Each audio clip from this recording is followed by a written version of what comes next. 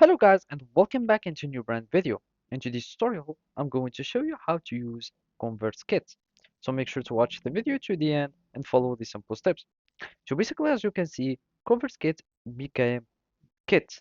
And to access to their website, you will be needing to simply search for kit.com. And basically, to start using it, we will be needing to start like clicking on Start Free Trial, or if you had already an account, you can simply click on Login and access to your account. So in my case, I will just like start creating my account here, and basically now we will be needing just to fill in this form after we have added our email. So I'm just going to just have this information, and basically let me just refresh, and basically we can click either on yes or no. You can just answer to this, and I'm just going to click on continue. You can do whatever you would like and simply uh, do whatever and click on continue, and now you will be able to start using ConvertKit.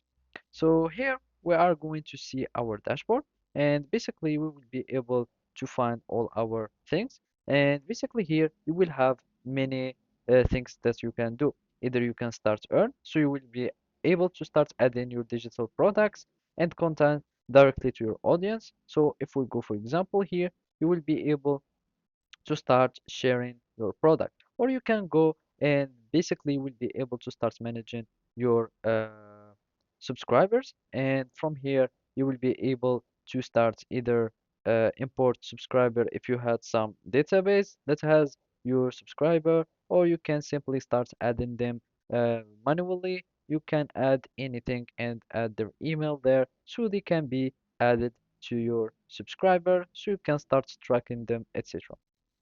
And then you will have like the sender tools, which are like the technical tools. For example, you can start sending emails to your subscriber, and basically we can start creating new one. So we can simply go to new broadcast, and from there you can start adding that either you can start choosing from a template or do whatever you would like.